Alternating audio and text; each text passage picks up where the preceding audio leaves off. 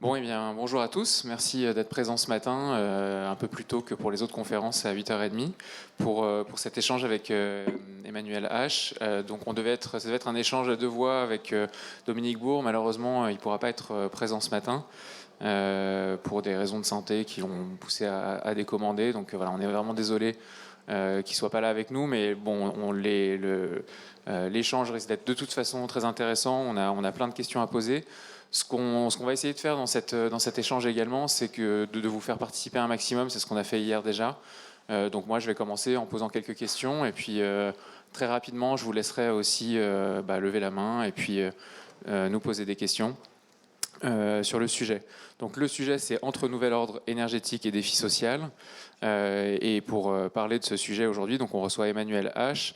Emmanuel H, vous êtes donc économiste, spécialiste notamment des questions relatives à la prospective énergétique. Vous êtes expert à l'OFREMI. Vous avez récemment rédigé 2 ouvrages, un en 2022 sur la géopolitique des énergies et puis un en 2023 qui s'appelle Métaux, le nouvel or noir. Demain, la pénurie. Voilà, j'écris tellement bien que je n'arrive même pas à me relire. Donc pour commencer cet échange, je voudrais qu'on arrive déjà à déterminer un peu ce que c'est que ce nouvel ordre énergétique dont on parle. Est-ce que c'est un nouvel ordre géopolitique? Est-ce que c'est un nouvel ordre de classification des énergies ou d'utilisation d'énergie? Est-ce que vous pouvez nous en dire déjà un peu plus là-dessus pour qu'on enclenche le débat? Alors, tout d'abord, bonjour à toutes et à tous et merci de vous être réveillés si tôt ce matin. Alors, effectivement, Dominique n'est pas là. Alors, pour ceux qui seraient frustrés, avec Dominique, on avait fait une interview croisée dans le magazine Philosophie Magazine. Et donc, vous pourrez la retrouver.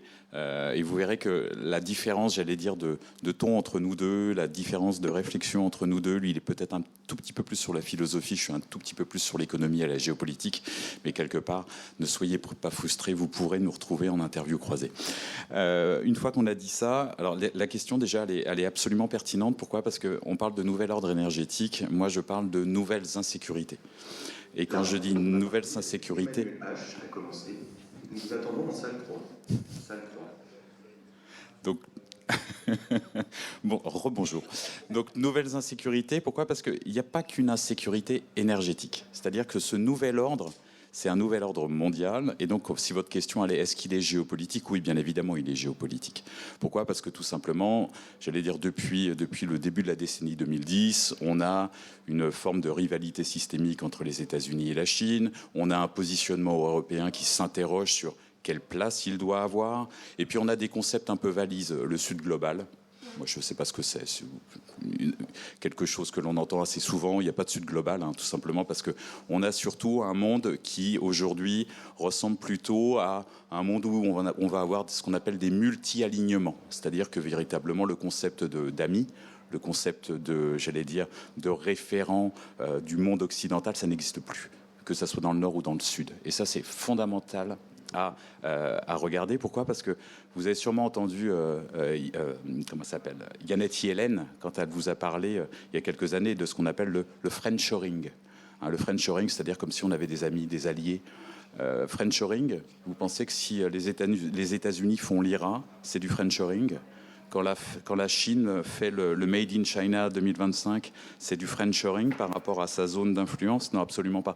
On est dans un monde de rivalité, et de rivalité avec un S, systémique avec un S. Pourquoi ? Parce qu'on a des rivalités partout, que ce soit dans les émergents, que ce soit à travers les pays occidentaux. Après, on a une insécurité énergétique. Et quand vous parlez de nouvel ordre énergétique, moi j'ai presque envie de dire le nouveau désordre énergétique. Pourquoi ? Parce que tout simplement, que ça soit la crise sanitaire, que ça soit la crise économique qui a suivi la crise sanitaire, que ça soit le conflit en Ukraine, qu'est-ce que ça nous a appris ? Ça nous a appris déjà que on devrait faire beaucoup plus de prospective. Parce que moi, quand j'entends, notamment au niveau européen, quand j'entends certaines personnes nous dire il aurait fallu qu'on voit les signaux faibles des années 2000, notamment sur la Russie et l'Ukraine, quand on coupe le gaz en 2006, quand on le coupe en 2009, ça ne s'appelle pas un signal faible. Ça s'appelle une réalité objective. Et donc, il aurait fallu réagir. Donc, il y a une absence totale, j'allais dire, de prospective et de prise en compte de, finalement, il y a un ordre nouveau, nous ne sommes pas invités dans cet ordre nouveau, et quelque part, c'est à nous de trouver notre place. Insécurité aussi financière. La crise énergétique 2022-2024, si vous regardez un tout petit peu les estimations du cercle Bruegel notamment, c'est 750 milliards d'euros. 750 milliards d'euros, ça veut dire quoi? Ça veut dire que tout simplement, on ne pourra pas le refaire une deuxième fois. On a passé, c'est terminé. Le levier financier, il est terminé dans la majeure partie des pays européens. Donc ça veut dire quoi? Ça veut dire que fondamentalement, on se retrouve aussi dans une incertitude financière. Dernière incertitude, et après je vous repasse la parole, c'est l'incertitude du récit. Moi, j'aime beaucoup les discours à la Churchill, hein, du sang, des larmes, mais c'est absolument pas ça qu'il nous faut. J'ai presque envie de dire, alors je sais que dans un salon comme ici, il nous faut de la R&D, de la R&D et de la R&D. Il nous faut absolument pas du sang et des larmes, il nous faut tout simplement quelque chose qui nous raconte où va se positionner l'Europe notamment, et bien évidemment la France, dans ce contexte de décarbonation. Parce que quelque part, l'aspect un tout petit peu salutaire de la crise énergétique dans laquelle nous sommes, c'est quoi? C'est que tout simplement, ça a été un formidable levier de décarbonation. Pour une fois, on a réussi à synthétiser dans la même fonction que on nous a coupé les approvisionnements en pétrole, en gaz. Alors, on se les a nous-mêmes coupés d'ailleurs, plutôt qu'on nous les a coupés.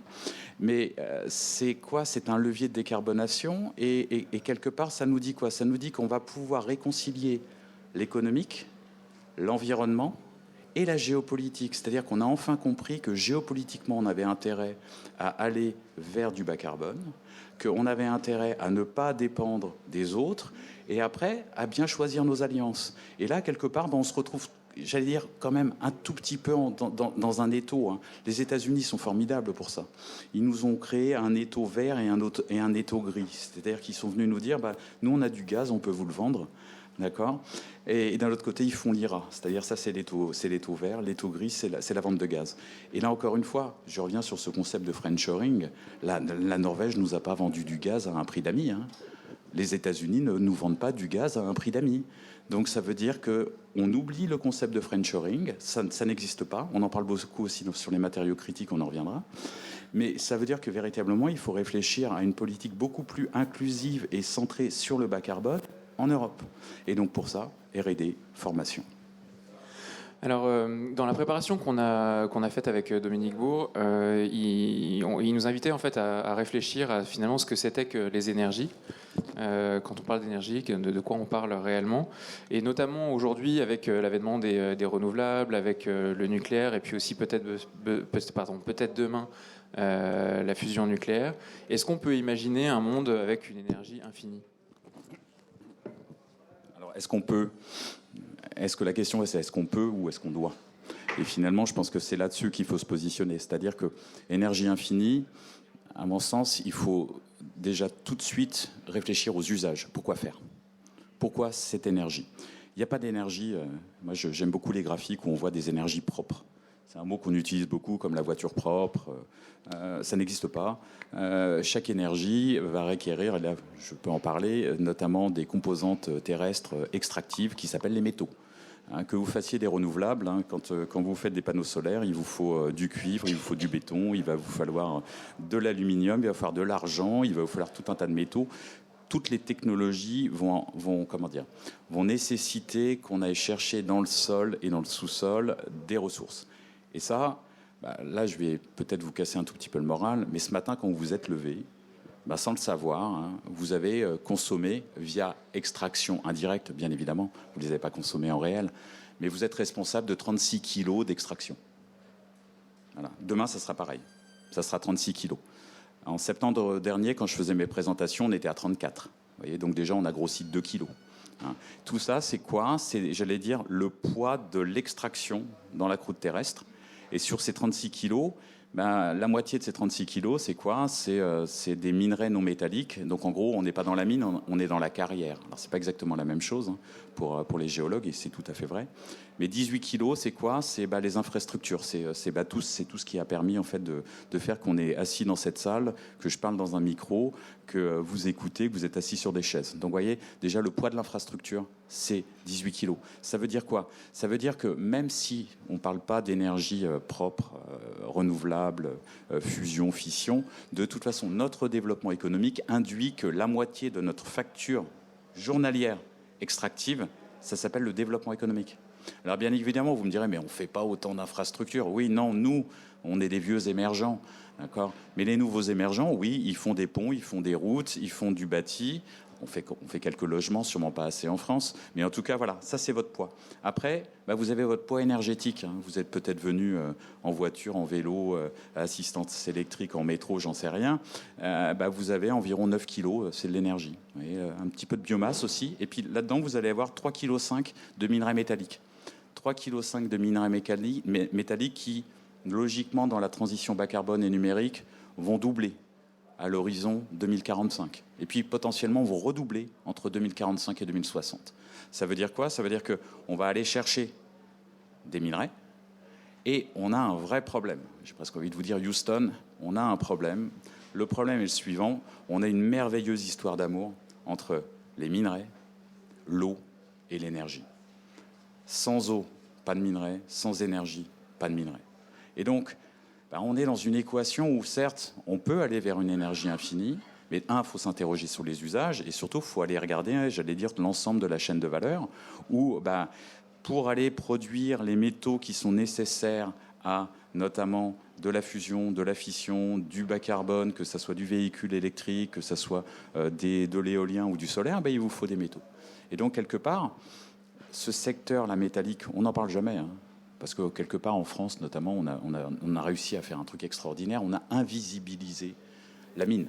Hein, ce petit objet-là, moi j'adore, vous adorez aussi. 194 grammes, 200 kilos de minerai.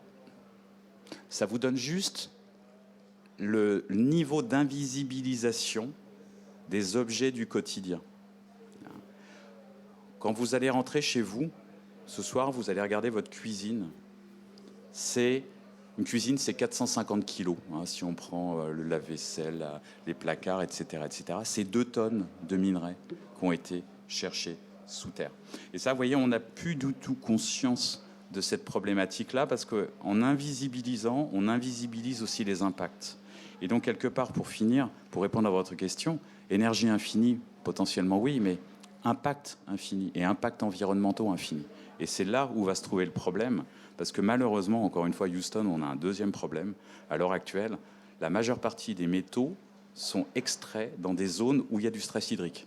Et comme on a du réchauffement climatique, vous allez avoir une boucle de rétroaction qui fait que plus on va aller extraire, plus on va renforcer la boucle de rétroaction.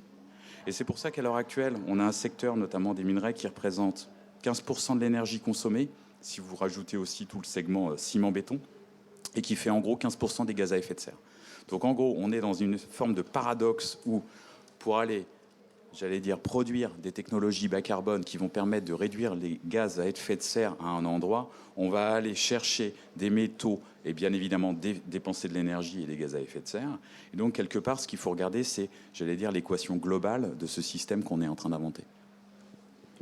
Est-ce qu'on peut avoir juste quelques exemples et quelques ordres de grandeur sur certains métaux? Je sais que c'est des choses qui permettent aussi aux gens de se positionner, notamment sur le lithium, par exemple, ou sur des métaux critiques comme le cuivre ou le cobalt. Des exemples de consommation Non, d'ordre de grandeur et puis de trajectoire. Alors, déjà, je vais vous donner un ordre de grandeur qui est assez intéressant, juste pour vous montrer... La problématique qu'on a notamment au niveau de la mine. Le cuivre, c'est un des métals qui est le plus consommé au monde, 21 millions de tonnes. D'accord ? Pour avoir ces 21 millions de tonnes, on va aller chercher dans le sous-sol 2,7 milliards de tonnes de minerais. Pourquoi ? Parce que tout simplement, on a une concentration du minerai qui est autour de 0,64% chez le premier producteur mondial. Ça veut dire qu'en gros, quand vous allez chercher une tonne de minerai, vous allez récupérer 6,4 kg de cuivre. Vous voyez ? Donc là, déjà, la première question que vous devez vous poser, c'est qu'est-ce qu'on fait des 993,4 kg qui restent ? Ça s'appelle des déchets. C'est-à-dire qu'on est dans un monde où finalement, on croit créer du métal, mais finalement, on crée beaucoup de déchets.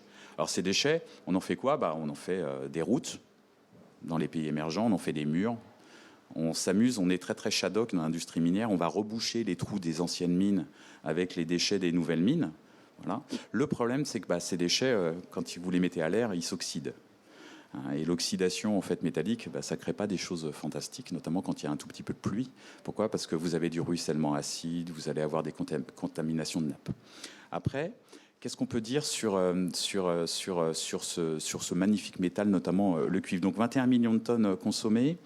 On estime que avec la transition bas carbone et numérique, on va à minima doubler ce volume de consommation.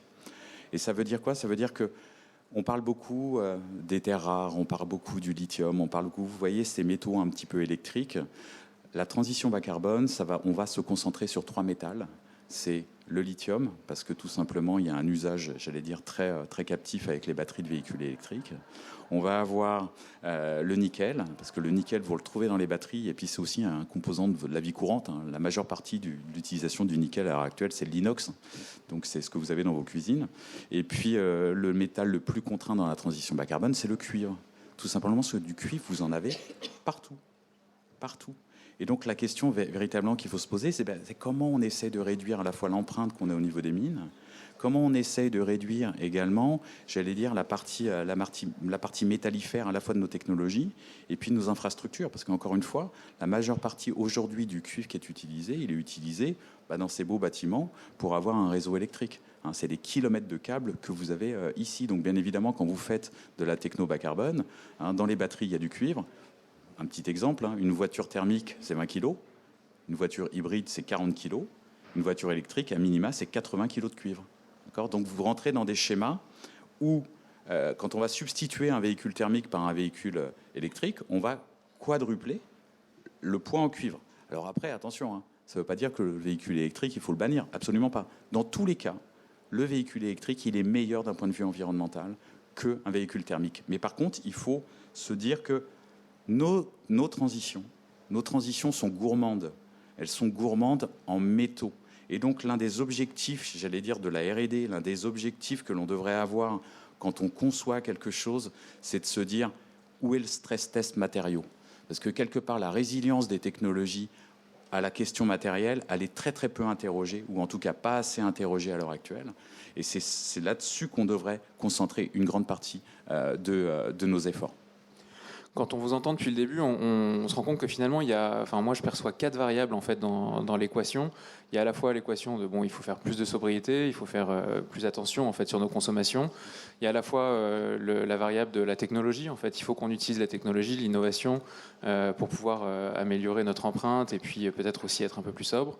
La troisième variable, c'est peut-être aussi la composante de la souveraineté. On a beaucoup parlé de géopolitique, et donc finalement, comment est-ce qu'on réintroduit la souveraineté dans ce contexte-là ? Et puis le dernier, évidemment, c'est l'acceptation sociale, c'est-à-dire si on veut faire de la sobriété, il faut qu'on fasse des mines. On voit bien aujourd'hui, il y a 3 projets de mines en France, et les 3 sont globalement contestés, voire très contestés. Comment on la résout, cette équation ? Un peu la quadrature du cercle. Je ne sais pas si on va réussir à la résoudre ce matin. En tout cas, des pistes. Mais en tout cas, elle existe. Elle existe, effectivement. Je vais prendre un exemple très simple du véhicule électrique. 10 kWh de batterie, c'est 1 kg de lithium. 50 kWh, c'est 5 kg de lithium. C'est assez facile.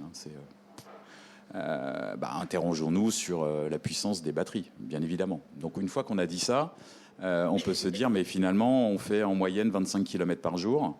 Donc ça veut dire quoi ? Ça veut dire que si on équipait chaque Français en fait, d'un véhicule électrique à 10 kWh, on peut le faire. Vous voyez ?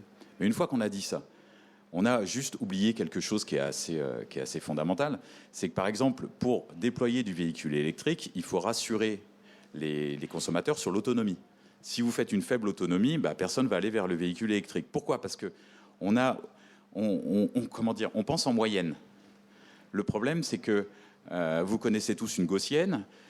Quand on est consommateur, on dit tous, d'un point de vue normatif, oui, bien évidemment, avec un petit véhicule, je veux un petit véhicule. Sauf qu'on a tous en tête le fait que 2-3 fois par an, on va partir en vacances. Et donc, quelque part, on réfléchit uniquement sur les queues de distribution, c'est-à-dire la seule fois dans l'année où je vais avoir besoin d'une autonomie de 600 km. Et donc, on va acheter notre véhicule, non pas en fonction de la moyenne de nos trajets, mais plutôt en fonction de l'événement qui va se passer 2 fois par an. Vous voyez ? Donc, ça veut dire quoi ? C'est-à-dire que dans votre variable, il y a aussi une variable comportementale qui est fondamentale, c'est-à-dire comment faire changer le mode de réflexion. Alors ça, pour tout vous dire, c'est quelque chose qui va se construire sur peut-être 2-3 générations, parce que quelque part, on est tous dans cette salle, j'allais dire, on a tous plus que 20 ans, hein, bien évidemment. Non. Ça veut dire quoi? C'est-à-dire que fondamentalement, ce que je dis, c'est à l'horizon 2060. Hein, ça a l'air des efforts d'éducation assez importants. Après, ce qu'il faut voir, c'est, une fois qu'on parle de sobriété, alors moi, j'avoue, j'ai beaucoup travaillé sur la sobriété d'un point de vue géopolitique, où je me suis interrogé notamment sur comment on peut construire un levier de puissance sur la sobriété. C'est-à-dire amener un pays à se dire, voilà, si on rentre dans une problématique de sobriété, je vais potentiellement avoir un nouveau levier. Il y a ce qu'on appelle le soft power. Hein, pour nous, c'est nos fromages, notre cuisine, notre littérature et tout ça. On a le hard power, c'est-à-dire notre système militaire, nos porte-avions. Et puis, on a ce qu'on appelle aussi le smart power, une espèce d'entre-deux. Et ben, on pourrait avoir une espèce de truc qui s'appellerait le sobriété, le pouvoir de sobriété. Pourquoi? Parce que, tout simplement, dites-vous la chose suivante. Si on a un pays sobre, d'un point de vue économique, on importe moins de fossiles. D'accord? Donc, quelque part, d'un point de vue économique, c'est formidable. On va résoudre déjà l'équation économique. D'un point de vue budgétaire, ça vous permet de libérer, en gros, des budgets, formation, éducation. On va se concentrer un peu sur ce qui est un peu essentiel, c'est-à-dire nous, mais nous, dans notre composante, non pas d'ego, mais de santé, de formation tout au long de la vie. D'accord? Et puis, d'un point de vue matériaux, on fait la même chose, parce que quand on parle de sobriété, le grand absent, c'est que généralement, on se concentre sur l'énergie, mais en gros, la sobriété matériaux, elle est aussi essentielle. Et puis, une fois que vous avez dit ça, vous dites formidable, effectivement, on a un vrai levier potentiel de puissance. Mais il est théorique. Pourquoi il est théorique? Tout simplement parce que, déjà, la sobriété, tous ceux qui nous invitent à la sobriété, ils la voudraient maintenant. Mais en fait, on a un truc qui s'appelle la superstructure.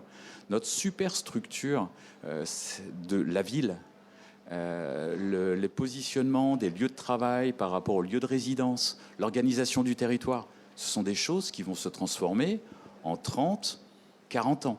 Donc l'injonction à la sobriété, elle est absolument pas faisable dans la superstructure actuelle.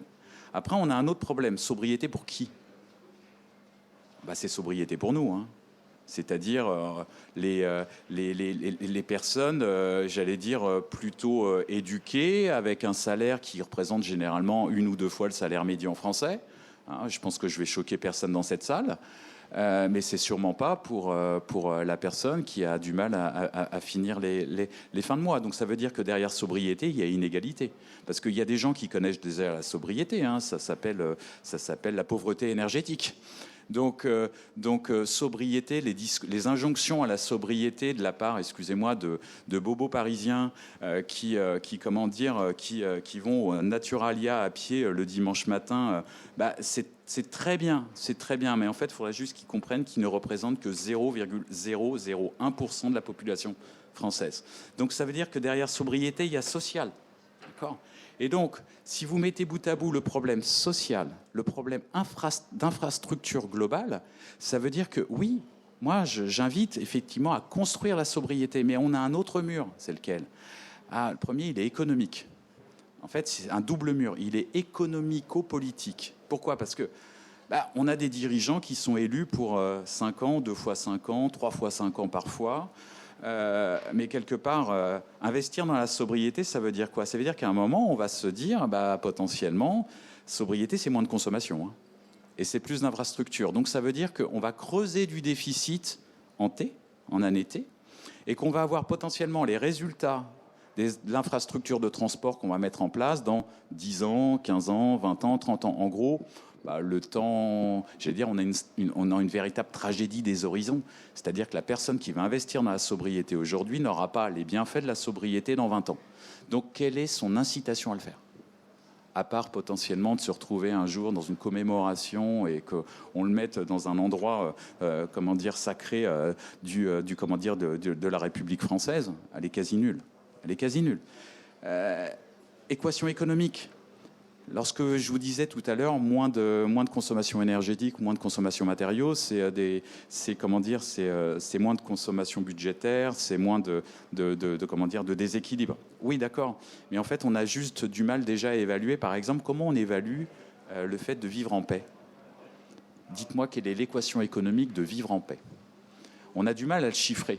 Et donc, quelque part, d'un côté, quand vous vous dites on va construire la sobriété, on va avoir d'un côté une somme de dépenses qui sont tout à fait, j'allais dire, estimables, c'est-à-dire combien de transports publics, combien d'investissements dans la R&D, dans la formation, dans les technologies. Ça, c'est listable. Par contre, au niveau des recettes, eh ben, on va avoir du mal à l'évaluer parce que la paix, c'est difficile. L'absence de troubles sociaux, c'est difficile à évaluer. Alors, on peut l'évaluer ex post, hein. C'est-à-dire qu'on peut regarder, en gros, tout ce qu'on a dépensé, notamment pour les émeutes. Vous voyez, mais c'est beaucoup moins palpable et beaucoup moins visible. Donc, en fait, budgétairement, on a du mal à évaluer. Donc, en gros, quelque part, on a du mal à évaluer les bénéfices futurs de la sobriété. Et c'est pour ça qu'on ne rentre pas dedans. Parce que, tout simplement, l'équation, elle ne tient pas. Et d'un point de vue politique, il n'y a aucune incitation à le faire. Donc, quelque part, la sobriété, elle reste un tout petit peu dans certains cercles. C'est-à-dire, en gros, je suis désolé, mais c'est un peu ce qu'on vit ici. C'est-à-dire de 8h30 à 9h15, avec des gens qui, majoritairement, ont déjà un petit peu le message et se disent, oui, effectivement, il faut rentrer en sobriété. Vous voyez, mais quelque part, le problème, c'est comment on généralise ça, comment on le fait d'un point de vue juste. Hein, la question de la transition juste, c'est le cœur de la transition. Partager les technologies, partager les bénéfices de ces technologies. Et donc, tant qu'on n'aura pas résolu cette équation, on va avoir du mal à rentrer justement dans cette question de transition juste et de sobriété. Merci. Est-ce qu'à ce stade, il y a des questions ? Madame, et puis monsieur. Ouais. Hop, alors on commence par madame. Non, mais vous ouvrez le bal comme hier. Ah bah alors, j'arrive juste à temps. Bonjour à tous, bon Sylvie Gentier, expert GEM. Bonjour Emmanuel. J'ai une question qui me vient juste en t'écoutant là. Hier, à ta place, il y avait François Gémen qui nous disait que la sobriété, c'était qu'une préoccupation française. En gros, enfin, je caricature un peu. Hein. Non, même pas. À peine, bon, on confirme, donc j'ai bien... je comprends la difficulté qu'il y a et toutes les précautions que tu prends sur le terme sobriété, avec les difficultés de comment on va mettre ça en œuvre, etc. Mais est-ce que tu partages cet avis que c'est qu'une préoccupation française, éventuellement que d'un cercle, je vais dire, d'initiés, ou est-ce que tu as une autre perception, ne serait-ce qu'au niveau européen, de la sobriété, puisque bon, tu as fait de la géopolitique aussi, enfin voilà, voilà ma question. Merci. Alors, merci beaucoup pour ta question. Et alors, quand on se promène un tout petit peu en Europe, on voit que dès qu'on passe la frontière, alors déjà, en termes de sémantique, le terme sobriété, sufficiency comment dire, en anglais, parce que si vous êtes sur sobriété, on est plutôt sur un autre registre. Dès qu'on passe la frontière, on a une confusion, ça devient efficiency, ça devient efficacité énergétique. En gros, on est plutôt sur un registre de la R&D et quelque part, on est un tout petit peu là pour le coup le village gaulois qui s'interroge véritablement sur la sobriété. Pourquoi ? Parce qu'on a une réflexion à la base sur la sobriété qui est très philosophique. Et quelque part, je pense qu'on a amené le débat sur la philosophie avant de l'amener sur l'économie. Moi, pour avoir essayé d'étudier ces questions de sufficiency, vous tapez sur Google, vous allez sur Science Direct, vous essayez de trouver des articles, il n'y en a pas beaucoup. C'est-à-dire que conceptuellement, bon, il y a quelques personnes, il y a une personne qui s'appelle Tim Jackson qui parle de prospérité sans richesse, et on voit qu'il aborde la question de la sobriété, mais sans véritablement rentrer en fait dans le cœur de la sobriété. Donc, quelque part, oui, c'est une réflexion qui est quand même très française, et moi j'ai presque envie de dire Justement, c'est pour ça qu'on devrait construire dessus, parce qu'on a cette exception française, et on est capable à la fois de faire de la R&D, on est très bon, il faut le dire, et on serait aussi capable de construire sur ce levier de puissance, d'où ma réflexion géopolitique avant. Donc, confirmer ce qui a été dit hier. Bonjour. Alors, déjà, merci beaucoup, parce que ça nous éclaire, malgré tout. La question qui me vient en vous écoutant, c'est finalement, la transition énergétique, c'est quelque chose de mondial. Et il doit y avoir un alignement des planètes entre tous les pays pour être en accord sur quelque chose, sur un objectif commun. Et dans le même temps, il y a une montée du populisme dans certains pays. Quel est votre point de vue là-dessus, sur la capacité à l'ensemble des pays de s'aligner sur quelque chose ? On parlait de sobriété qui était très français. Si le pays d'à côté n'est pas du tout sobre et fait quelque chose d'autre, est-ce qu'il n'y a pas aussi un stress sur le fait de s'affaiblir en étant plus sobre que les autres, puisqu'il y a de la dette qui va s'impliquer à ce moment-là ? Vous pouvez m'éclairer là-dessus ? Je ne pencherai pas le seul d'ailleurs. Alors juste quand vous prenez la parole, si vous pouvez juste vous présenter en 2 mots. Pardon. Donc je suis Pierre Arnaud Sarda, je représente la société Sacoin et on produit un équipement qui permet de transformer le gaz naturel en hydrogène et en carbone solide. Donc permettre au carbone de rester sur la Terre plutôt que d'être dans l'atmosphère. Voilà. Alors, est-ce que la transition, elle est partagée? Oui, elle est partagée. Sauf qu'elle est instrumentalisée dans la majeure partie du monde. Si vous vous mettez côté américain, on est dans une transition non pas, j'allais dire, nationale, mais plutôt des acteurs, plutôt des États, et avec une grande couverture économique qui s'appelle l'IRA, qui s'appelle la subvention, tout en ayant un modèle, en gros, basé sur les énergies fossiles, mais avec un avantage qui est absolument fabuleux, c'est que quand les États-Unis parlent de relocalisation, par exemple, des industries métallurgiques pour faire de la techno bas carbone, en gros, ils ont un avantage comparatif qui s'appelle ils ont du gaz pas cher, ils ont du pétrole pas trop cher, et en gros, ils ont de l'électricité pas très chère. Donc ça veut dire quoi? C'est-à-dire qu'en Europe, quand on nous parle de relocaliser de l'industrie, oui, quel est notre avantage comparatif? On a déjà plus les compétences, on n'a pas l'électricité pas chère, enfin bref. Quand vous vous projetez côté Chine, on a une schizophrénie alors absolument incroyable. Pourquoi? Parce que la Chine, vous avez la Chine brune, c'est-à-dire 60% de l'électricité produite à base de charbon, premier consommateur de charbon, premier producteur de charbon, et puis d'un autre côté, premier investisseur dans les technologies bas carbone. 700 milliards en gros d'investissement l'année dernière sur 1800 milliards. Donc en gros, on est autour de 40%. Et vous avez une Chine qui elle, instrumentalise de deux manières. D'un point de vue du soft power, s'il n'y a pas la Chine, il faut le dire, il n'y a pas les accords de Paris 2015. Il n'y a pas les accords de décembre. Pourquoi? Parce que si la Chine ne va pas voir le Costa Rica, si la Chine ne va pas voir certains pays d'Amérique latine, ils ne signent pas. Donc ça veut dire quoi? C'est-à-dire que la Chine, à partir de 2015, elle a compris quoi? Elle a compris que, c'est le premier producteur de techno bas carbone. Solaire, éolien, batterie, tout ce qui est stockage. 2, elle peut utiliser cet avantage compétitif d'un point de vue très normatif au niveau des relations internationales et même en fait de faire de l'arbitrage. C'est-à-dire, je ne peux pas rentrer chez vous vendre mes technologies, moi je serai un tout petit peu en arrière par rapport à mon point de vue dans les COP par exemple. Et elle se sert maintenant de la problématique climatique. Alors, en faisant 2 choses. 1, en faisant de l'arbitrage et en gros en faisant de la négociation avec les pays européens.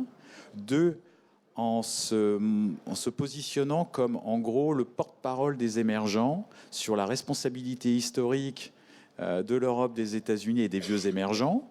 Et donc, elle instrumentalise la transition.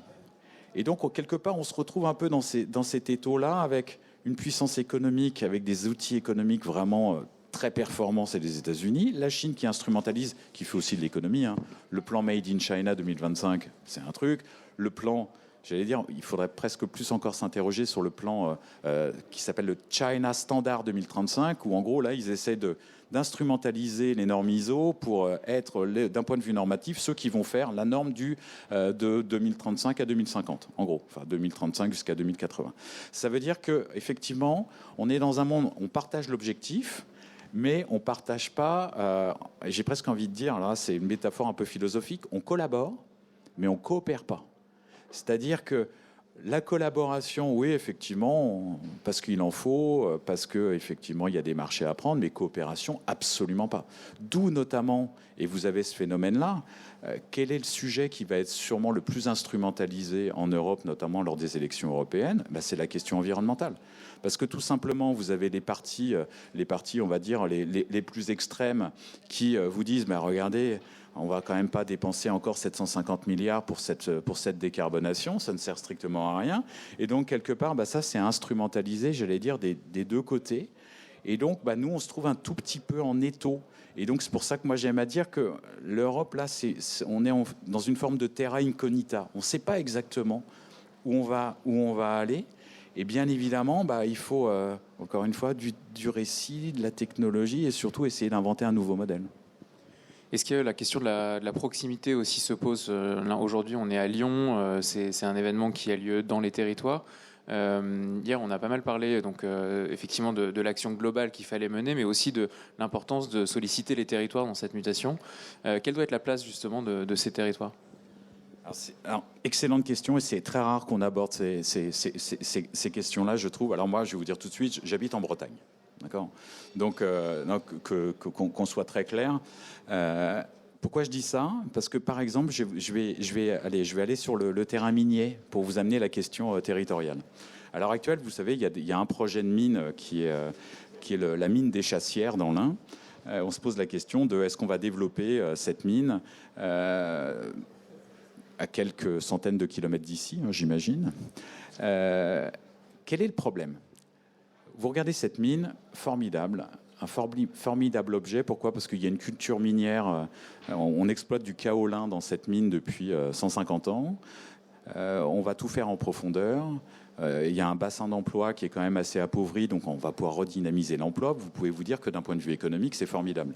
C'est formidable pourquoi ? Parce que ça va permettre de redynamiser. Et puis d'un point de vue de souveraineté, ça va être formidable. Okay.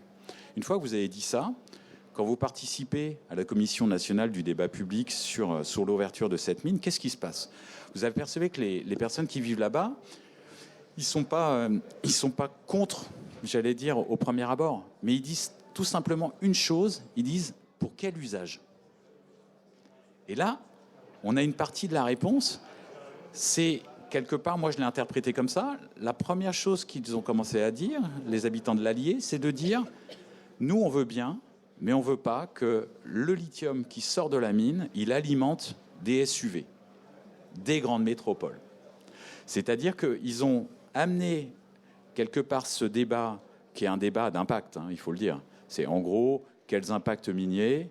Est-ce qu'il vaut mieux produire chez nous avec des conditions sociales, environnementales plus fortes versus continuer à ne pas regarder ce qui se passe et se dire tiens, ça se passe au Chili, ça se passe en Australie, je ne vois pas les impacts. Mais eux, ils ont véritablement emmené le terrain sur les usages et le côté, c'est un peu le côté la ville versus la campagne. Moi, je veux bien qu'on sorte du lithium chez moi, je veux bien qu'on aille, creuser la terre, mais par contre, je ne veux pas qu'on alimente les SUV. En gros, c'était ça le discours des Parisiens. Quand vous avez compris ça, vous vous dites, effectivement, on a, avec cette question minière, le terreau, moi, de ce que j'appelle dans mon bouquin, j'appelle ça la gilet jaunisation de la mine. C'est-à-dire que potentiellement, et c'est un risque qui est, à mon sens, fondamental à regarder, à explorer, c'est que, oui, il va y avoir une vraie problématique. On a la même problématique en Bretagne. C'est pour ça que je vous ai dit que j'étais breton. À Tréguennec, il y a aussi du kaolin. Il y a aussi potentiellement l'un des plus grands gisements de lithium français. Eh bien, pourquoi tout de suite, dès que la ministre a parlé du lithium à Tréguennec, il y a eu un club sur Facebook qui s'est créé, qui s'appelle Non au lithium à Tréguennec. Et je peux vous dire que les Bretons, sur les questions minières, à 40 km, il y a un site qui s'appelle Plogoff. Plogoff, c'est là où on n'a jamais pu installer de centrale nucléaire. D'accord ? Donc, pour vous dire, on ne fera jamais de lithium à Tréguennec. C'est sûr. Dans l'Allier, c'est autre chose. Mais pareil, à Tréguennec, quand vous allez voir les Bretons de Tréguennec, qu'est-ce qu'ils vous disent ? Ils vous disent tout simplement, on veut pas. On veut pas. Pourquoi ? Parce que, encore une fois, c'est l'usage. C'est l'usage qui va être important. Et ça, c'est quelque chose qui n'est pas encore pris en compte, je trouve, assez. C'est la dimension territoriale. C'est-à-dire que, quelque part, il y aurait, je caricature un peu, mais je pense qu'on n'est pas loin, il y aurait une partie de la France qui serait dans des zones à faible émission, avec des véhicules électriques. Et puis de l'autre côté, il y aura une partie de la France qui va subir les impacts environnementaux de la mine, de l'industrie. Compliqué quand même à résoudre. Pourquoi ? Parce qu'en gros, encore une fois, on ne prend pas assez en compte la dimension sociale de la transition. On n'a toujours pas compris que la dimension sociale, c'était le vecteur d'acceptation, beaucoup plus que la question, j'allais dire, de l'acceptation de la technologie. Le vecteur d'acceptation, il est social. On veut comprendre le pourquoi. On veut comprendre le pourquoi nous, on aurait les impacts, d'autres auraient les bénéfices. Et donc, quelque part, la question territoriale, elle est fondamentale, que ce soit à Lyon, que ce soit à Paris, à Tréguennec, chez moi, ou dans l'Allier. C'est comme ça qu'il faut réfléchir. C'est quelque part inventer. Inventer quoi ? Il y a de l'innovation peut-être en termes d'incitation. Moi, quand je propose, par exemple, que ceux qui subissent les impacts, ils aient, par exemple, une rémunération, attention, pas une rémunération une rémunération par exemple, la possibilité d'acquérir un véhicule électrique avec, plus on est près de l'impact, avec quelque chose de très progressif. Vous êtes très près de la mine, vous devez bénéficier d'une réduction pour votre véhicule électrique. Pourquoi on ne le fait pas? Pourquoi? Après, je finis juste, innovation sociale. On est des animaux réfléchis, d'accord?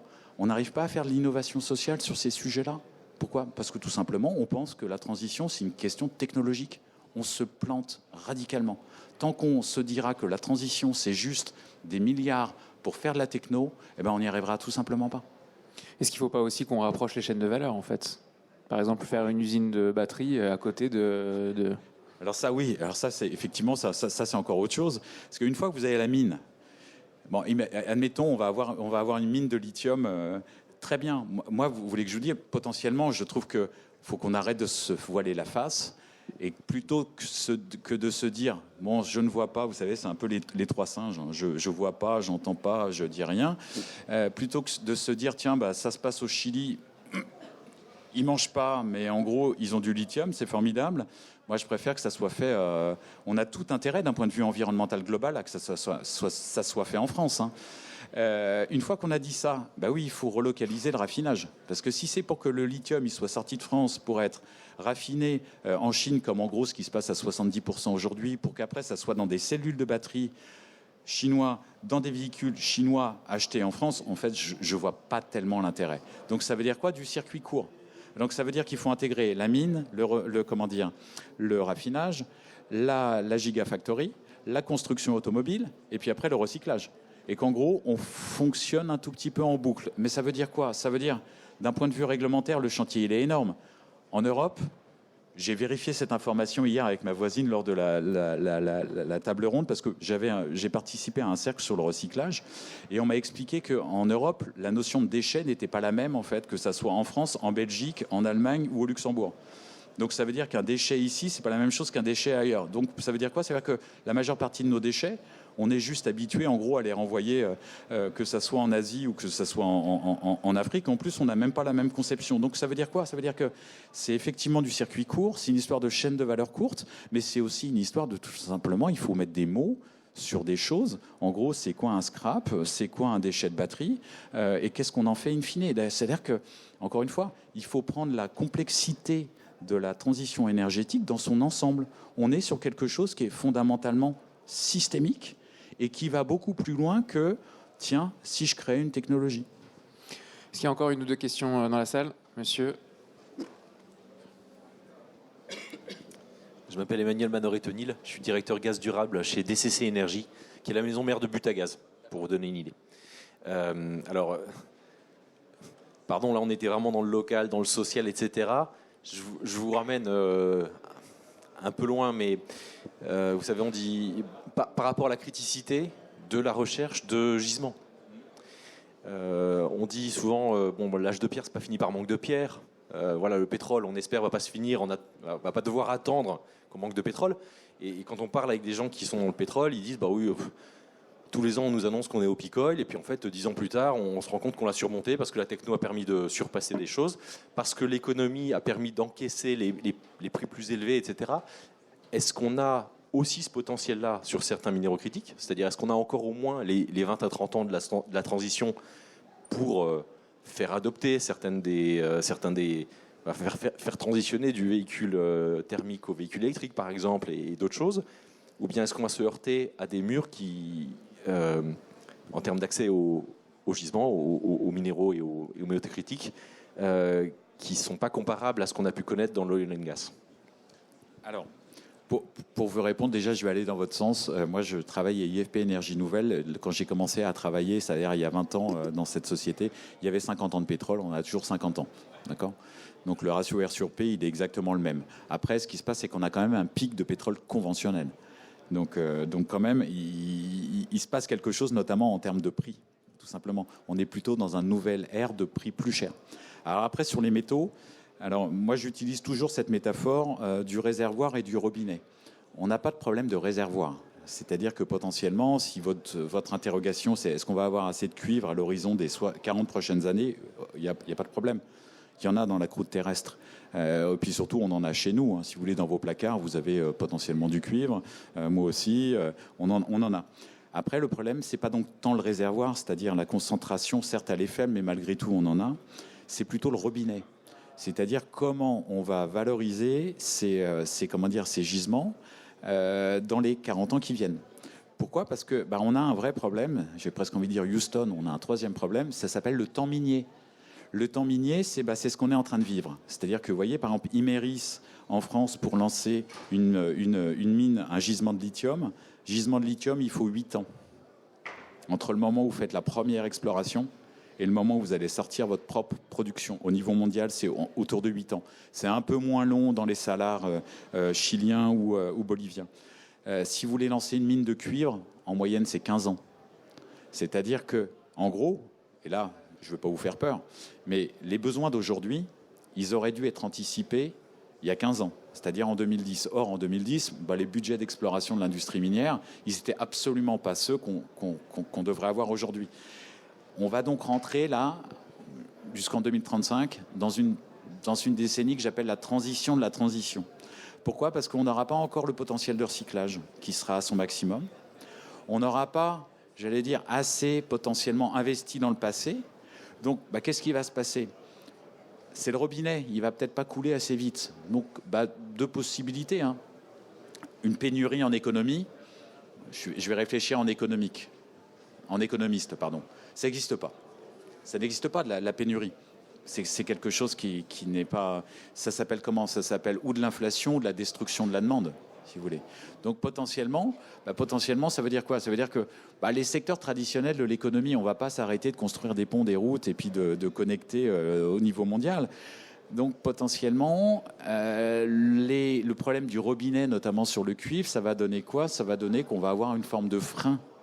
On ne va peut-être pas aller assez vite ou aussi vite qu'on le voudrait, notamment dans la transition.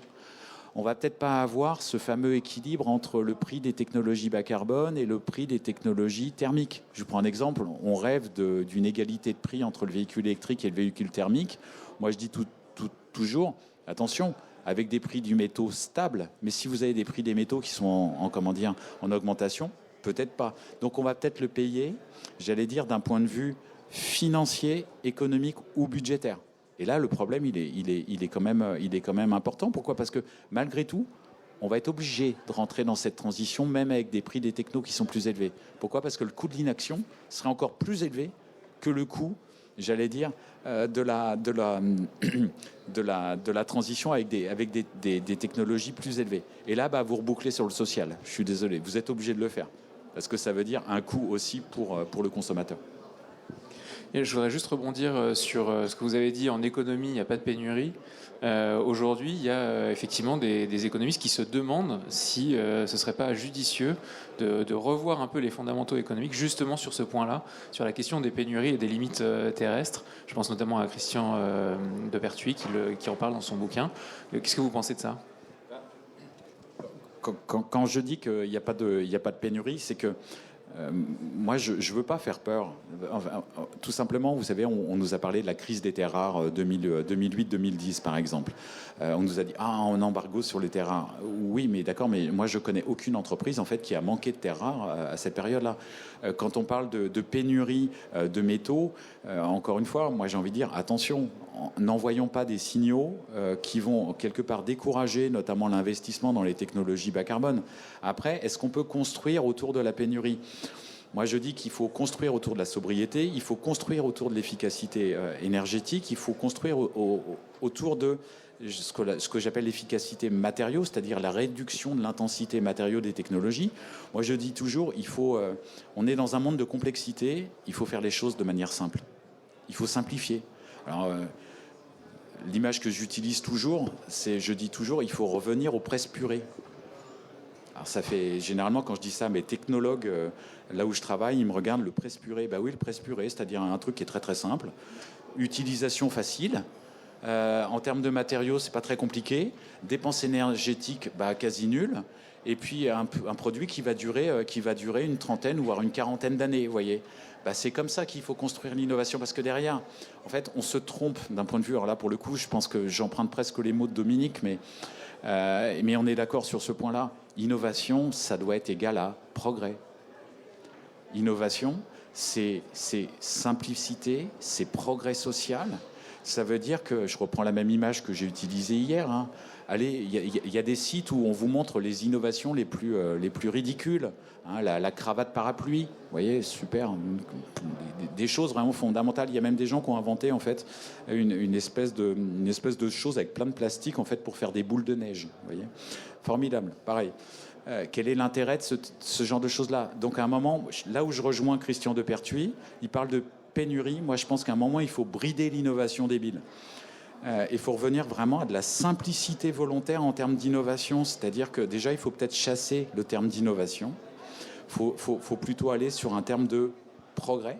Après, je vais vous dire, premier écueil, parce que quand on dit ça, tout de suite, on va penser à low-tech, par exemple. Moi, je suis très, très low-tech. Hein. On essaye de faire du low-tech. Quand on essaye de mesurer l'importance du low-tech, notamment, moi, je fais de la modélisation. Vous voyez, donc, on met des choses dans nos modèles pour essayer de voir comment le monde il va évoluer. Et ben, on se heurte à un écueil, c'est que on ne sait pas quel coût matière mettre pour une technologie low-tech. Vous voyez, par exemple, dans le domaine du transport, on a ce qu'on appelle des véhicules intermédiaires. C'est des choses qui sont construites par des particuliers, qui permettent moins de consommation d'énergie, moins de consommation de métaux.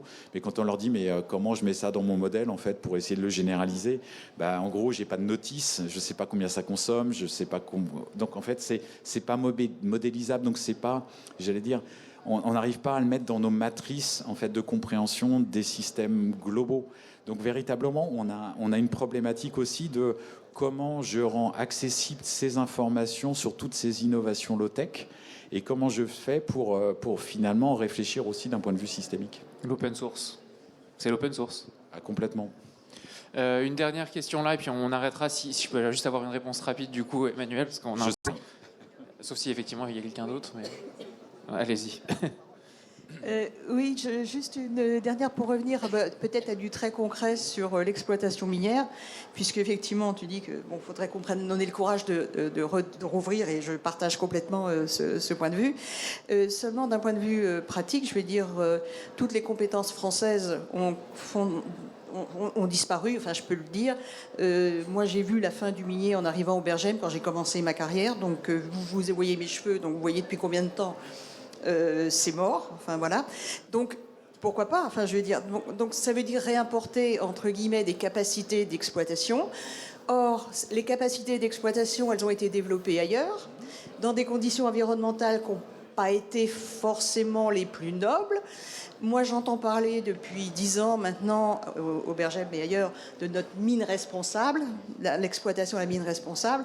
Où en est-on sur ce sujet? Est-ce qu'on a vraiment avancé? Et est-ce qu'on est vraiment capable de réimporter, je dirais, une exploitation minière derrière ce concept mine responsable qui ne veut pas forcément dire grand-chose, ou tout dire? Enfin voilà, c'était juste pour boucler un peu la boucle sur l'exploitation.